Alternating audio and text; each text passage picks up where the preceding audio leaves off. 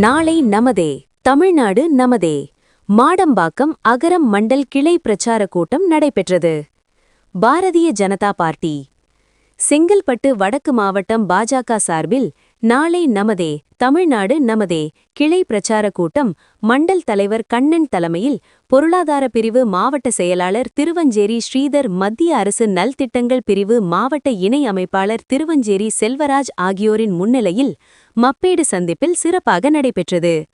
பாஜக மாவட்ட தலைவர் சிங்கை ரகுராமன், தாம்பரம் தொகுதி அமைப்பாளர் வேத சுப்பிரமணியம், அம்மா மக்கள் முன்னேற்றக் கழகம் மாவட்ட செயலாளர் மா கரிகாலன், பரங்கிமலை மேற்கு ஒன்றிய அதிமுக செயலாளர் மதுராபாக்கம் மனோகரன், அவைத்தலைவர் திருவஞ்சேரி பாலாஜி ஜானகிராமன் உள்ளிட்டோர் கலந்து கொண்டு இந்த கூட்டத்தில் மத்திய மற்றும் மாநில பட்ஜெட்டின் முக்கிய அம்சங்கள், மக்கள் நலத் திட்டங்கள் குறித்து விரிவாக விளக்கமளிக்கப்பட்டது.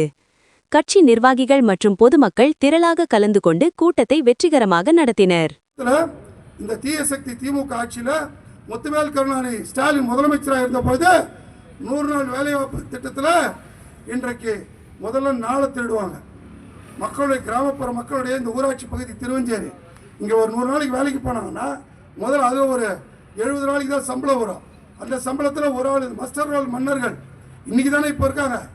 70களிலே சென்னை மாநகராட்சியில் மஸ்டர் ரோலால் ஒரு மாமன்றம் கலைக்கப்பட்டது என்று சொன்னால் திமுக மேயர் இருந்த காலத்தில் தான்.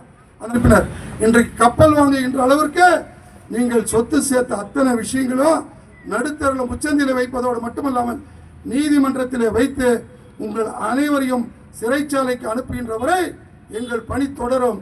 இந்த மண்ணை, தமிழ் மண்ணை பாரம்பரியமிக்க மண்ணாக 1000 காலத்துக்கு முன்பாக நம்முடைய முப்பாட்டன் தந்த மண்ணாக எப்படி உலகத்திற்கு ஜனநாயகத்தை உத்தரமேறு புடவுகளை செய்தி சொல்கின்றதோ, ஊழலற்ற ஆட்சியை தந்தானே சோழ மன்னர்கள், அது போன்ற ஒரு ஆட்சியை உருவாக்கின்ற பணியிலே பாரதிய ஜனதா கட்சியும் தேசிய ஜனநாயக கூட்டணியும் அதற்கான ஒரு முனைப்பான களத்தை அமைத்திருக்கின்றோம்.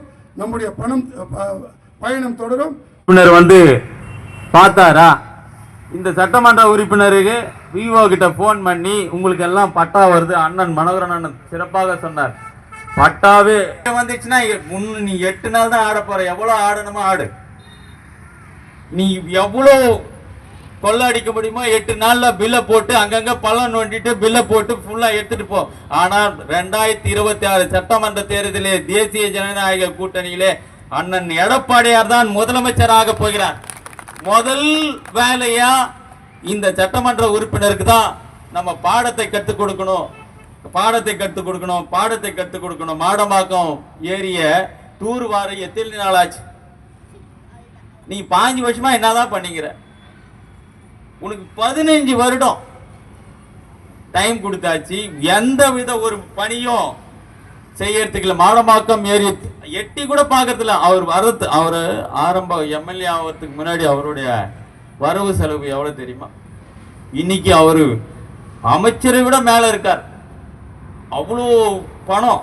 எங்க பார்த்தாலும் எஸ்ஆர் ராஜா பஸ், எஸ்ஆர் ராஜா பிளைனு, எஸ்ஆர் ராஜா லாரி எல்லாமே அவர் பேர், சட்டமன்ற உறுப்பினர் பேர்ல தான் இருக்குது.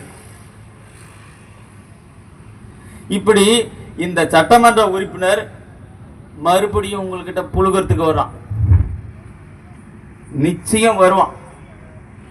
அவனுக்கு மக்களாகிய நீங்கள், ஒவ்வொரு வாக்காளராகிய நீங்கள் தான் சரியான பாடத்தை புகற்ற வேண்டும்.